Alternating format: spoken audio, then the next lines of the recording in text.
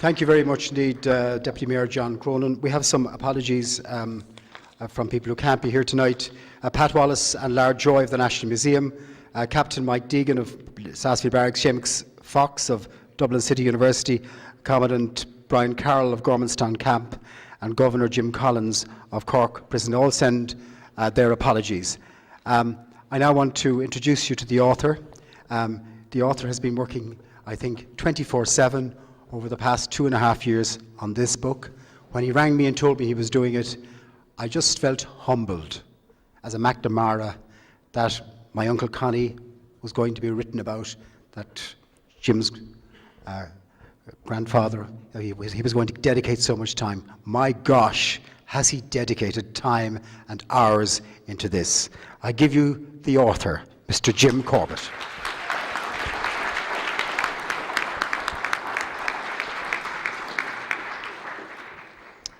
First of all, I'd like to say welcome and thank you for taking the trouble and the time to come to my book launch, especially the people who've made an effort to come from Canada, my brother Tommy and his family, and also my friends from England. On Friday, on Good Friday 1916, on the 21st of April, a coded telegraph was sent to Connie's commandant, Michael Collivet. It was to announce that the Easter Rising was to take place. The code was, "The books have arrived."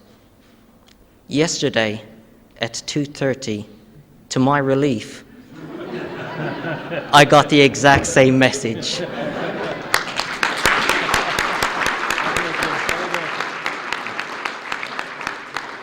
I heard stories about my grandfather.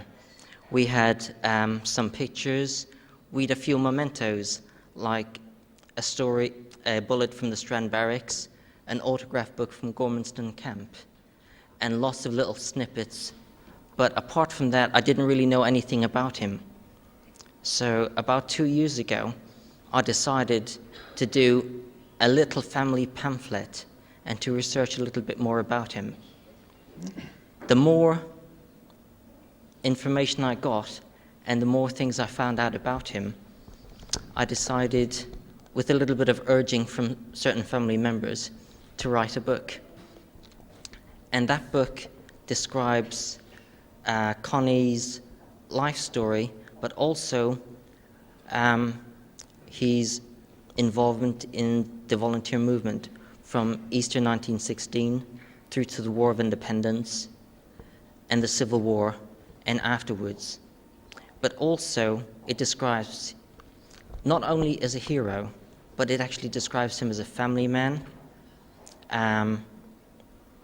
the character of the man, and basically what his principles were. He was a man that never took the easy way out, but he always chose the right thing to do, even if it was filled with difficulties and hardships.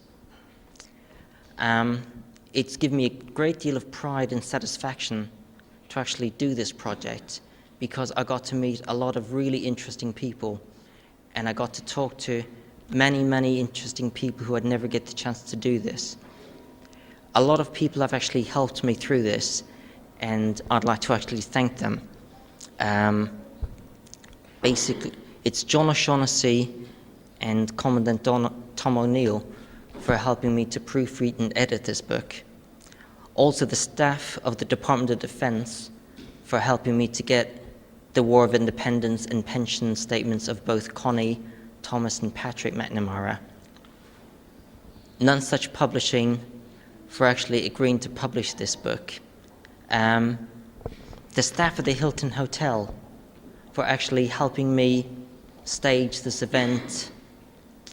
But I'd like to pay a special thank you for Connie's nephew, Michael McNamara, for all the help and all the support he's given me, as well as the various members of the Corbett, McNamara, and Moakley families, because without their help, none of this would have actually been possible. Thank you very much. Thank you very much. The author, Jim Corbett. Finally, I have great pleasure in asking Tom Toomey, historian, to say a few words. Ladies and gentlemen, Tom Toomey.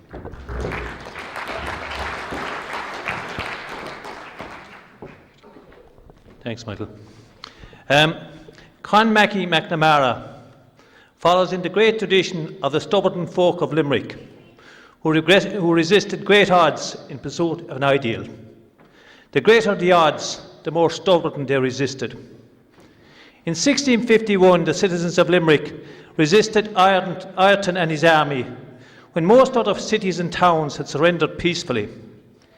In the end, it was treachery and plague that forced the city to come to terms. In 1690, Limerick and its citizens again resisted an invading force in the form of King William and his army.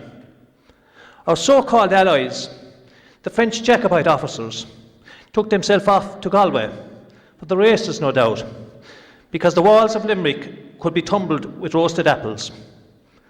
However, the flower of William's army, the Brandenburg Regiment, was annihilated when they attempted to capture the city. Every man, woman and child of Limerick took their place on the ramparts to resist King William and his forces. Again in 1691, after the defeat at Aughrim, Limerick alone held out and resisted. Finally, a truce was agreed on honourable terms, and a treaty was signed that was never honoured. But the city never bowed its knee. It was against this tradition that Connie McNamara was born, and how appropriate is the title of Jim's book. Connie McNamara was one of the early members of the Volunteers, and in 1917 he was a founding member of the 2nd Mid-Limerick Battalion, when that unit was established at the behest of Madge Daly and Aaron de Blythe. He was actively involved in many actions during the War of Independence, especially the raid on Green Barracks at Sheehan's Cross, where he led the action. However, in September 1920, he became a guest of His Britannic Majesty. I think it was ammunition or papers or something he was caught with.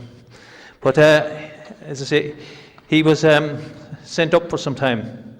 Upon his release from prison, Connie returned to the battlefield in the fighting for an Irish Republic.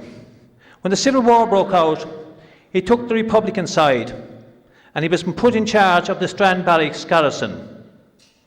When the barracks was besieged, he led the heroic resistance with great courage and obduracy. Following the fall of the barracks, he became a guest of the new state until he was released at the end of hostilities. I did not know Connie McNamara, but in a sense we followed a similar path. Connie's first employment was at Matheson's Bacon Factory in Roche Street. In 1968, I started my first job in the exact same place. McNamara was still a very common name in Matheson's, even in my time. A number of people I worked with in Matheson's had been there for over 50 years, and no doubt they had worked with Connie. One old man in particular I remember was George Fales. George joined Matheson's in 1917 when he was 14 years of age. George would have worked in Matheson's during Connie's time. While they would have worked together, Connie and George would have been on the opposite side politically, as George's father and brother were both serving members of the RIC. In a sense, Matheson's in 1919 and 1921 was Limerick and Ireland in microcosm. Connie McNamara and his family are largely representative of the many families who held nationalist and republican views at that time, and who suffered great hardship, deprivation, and even death for the cause that they believed in. There's one major difference, however, from other families. No family that I know of possessed a Jim Corbett. Jim relentlessly pursued every possible thread of information. He has untangled the story of his grandfather from various snippets of information that he found, from family members, from archives, newspapers, historians, you name it, he chased it. His enthusiasm was such that no one could ever say no to any request that he would make. Congratulations, Jim, on completing your outstanding project, and would that others might take a leaf, dare I say, out of your book. Well done. You've done your grandfather very proud, and you deserve every success for what you've accomplished. Thank you, Tom. Thank you very much, Tom.